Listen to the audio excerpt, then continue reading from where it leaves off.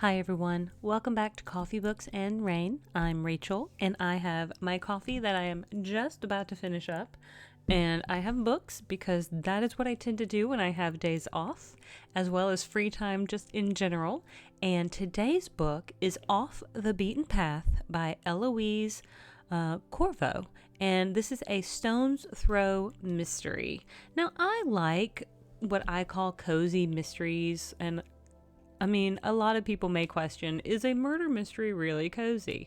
But I think if it's done, I wouldn't call Agatha Christie cozy mysteries. They are easy to read mysteries. They are very engaging mysteries, usually surrounding a murder of sorts.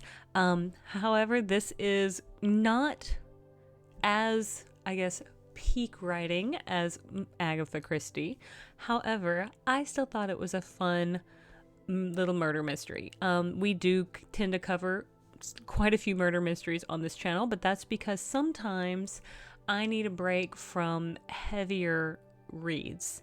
And so this is one I picked up because it was not as heavy. It was not as emotionally draining as some books can be. And so let's dive into the summary real quick and go from there. Now, it is expected to be published on April 29th of 2025, and it's approximately 230 pages in the Kindle edition. I do want to say that my ebook was somewhere maybe around 202. I think that's about right. Yeah, it looks like about 202 on my e-reader. And so let's just dive in. Stones Throw State Park Ranger Maudie Lorso spends her days playing cards and sipping drinks with her millennial gal pals, hiking steep sand dunes with her scruffy dog Martin Short, and trying to ignore the pain of a recent devastating breakup. After building a quiet life in the Lake Michigan coastal village of Stones Throw, Maudie's emotional safety net is turned inside out when her boss informs her of a looming budget cut that threatens to permanently close the park and eliminate her job. Determined to prove the park's value, Maudie throws herself into organizing a successful campground opening weekend just 1 week away. But when the body of a missing tourist is discovered in the park, her hope of saving Stones Throw State Park, kind of a mouthful, quickly begins to fade. In order to save her dream job and maintain her quirky, quiet life, Maudie jumps in to solve the murder of the dead man.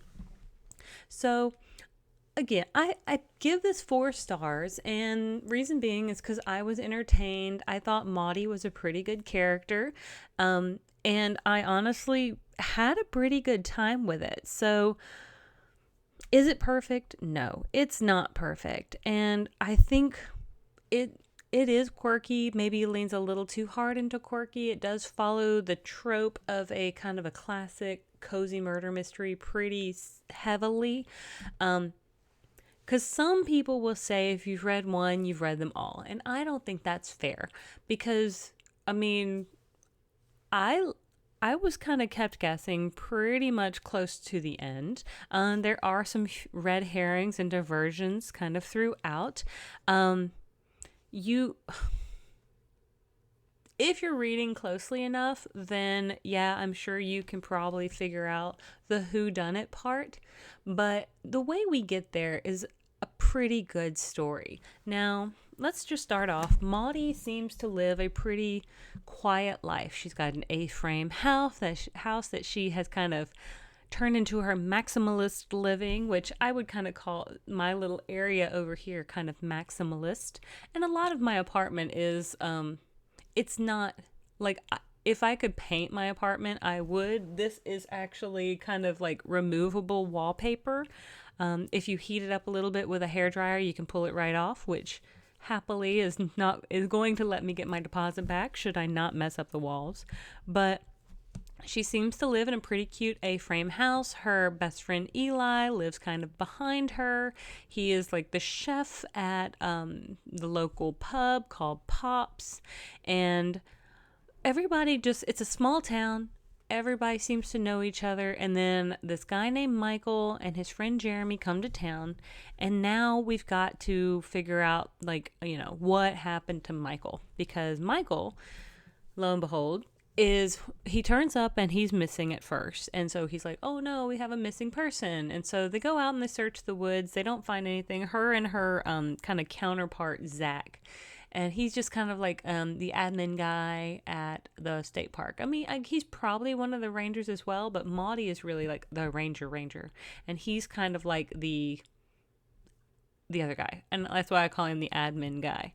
So they get out and they run around on mountain bikes and stuff trying to see if they see anything, because there's like 40 square miles of forest park forest to have to kind of check. So they kind of do a quick trail run to see. They don't find anything.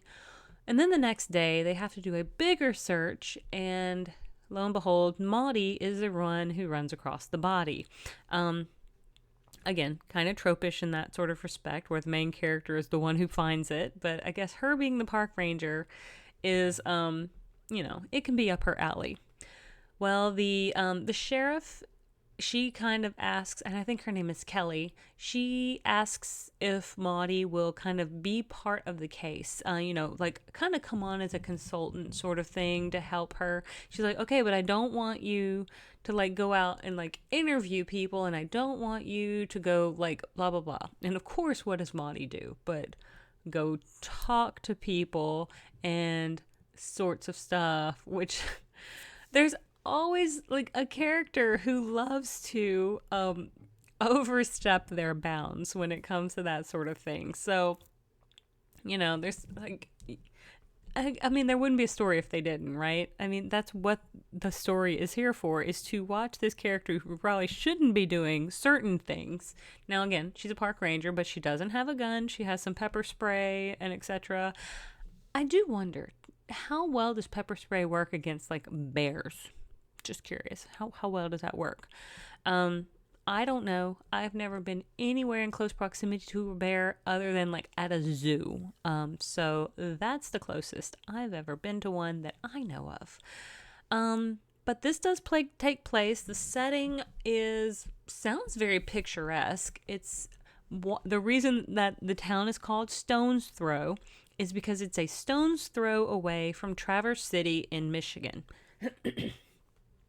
And so ultimately the name stuck. They're about 45 minutes away from this big town. And I think it's up near, like, I don't remember. Is the Mitten? Which way is the Mitten? Michigan's a Mitten. This is the second book, I think, this month that I have. Is it this month, or maybe I read one last month that was Michigan based as well? But again, they've got me confused with which way the Mitten goes. And it's up near the top of the Mitten area. And so it's got to be beautiful, got to be picturesque. I lived in Chicago for a while and did not take advantage of going over to Michigan nearly enough. I wish I had, because I know it can be beautiful, and I do plan on it. However, getting back to the story, of course, Maudie is now completely invested in her little dog, Marty, or Martin Short. He is such a fun little character too, but Maudie almost is a little too independent through this story. She's a little too trusting with the people that she thinks she knows, shares maybe a little too much information with the people that she thinks she knows. And of course she knows them, but anybody can have secrets. And that's of course kind of part of the story as well, is anybody can have secrets, and anybody can be the killer. And I think that's kind of where the kind of part of the premise is as well, is since we only get introduced to X amount of characters, then you do start to kind of believe that, well, it's got to be somebody we know. And even though we do have, like, again, these red herrings and diversions that kind of point us here, there, and with speculation and possibility, we have that sort of... And so somebody even says it correctly, that Corvo decides to tack on an extra gotcha chapter, which seems to set up for a subsequent book. Well, I think I kind of knew that this was going to be maybe a series, or what you could call like one-offs that are not independent. They're part of a series, but they're independent of each other based on like the story. And so I think calling it a stone's throw mystery, I was already expecting that this would not be the only one in the series. So that was not really a gotcha in my personal thought. Just telling me that more might come, like I was like, okay, cool. Because again, I thought it was pretty interesting. I thought it was pretty fun and not a heavy hitter, not too emotionally invested. The characters are pretty likable. Again, Marty or Martin Short is the best. I kind of like when characters go to coffee shops because, again, I am a coffee junkie, and I think that they call it Java Joe or Java something. But anyway, I was like, I love going to quaint coffee shops. I want to go. And there was a B&B called The Nest, and I want to go to that too, even though I don't think any of these places really exist. Maybe I'll just take a trip to Michigan and go find a little town that I can Airbnb and wander around in the woods. My puppies will hate it. They have a stroller that they would rather ride in rather than walking too far on trails. But that's because they are bougie, spoiled little dogs that don't enjoy, they walk for like a little bit and then they're like, carry me. And they're little old men who just, you know what, one of them's got a bad hip and the other one needs to walk a little bit because he's gotten a little thick around the waist. But set in this picturesque national park area. And so mentally, it's very visually stunning, and I got into it. I do see on Goodreads that some people were not as pleased as I was with it.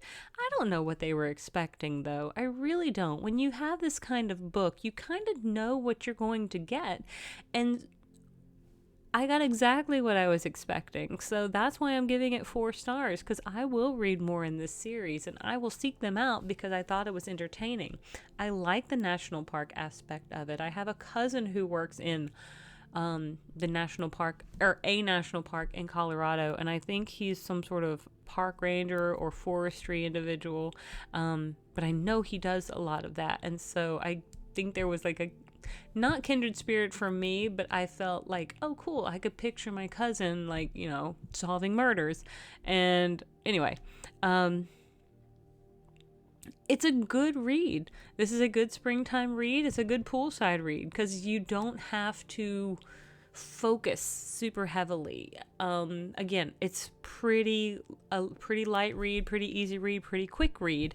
And that's kind of like, that's the reason I would suggest to read it. If you don't need something that's heavy hitting and you don't need something that's going to like emotionally beat you over the head, then read this one, because again, you got a murder mystery to kind of solve, and you can sit poolside, have whatever beverage you enjoy, and enjoy your read. But with all of that being said, I think I'm going to wrap it up here because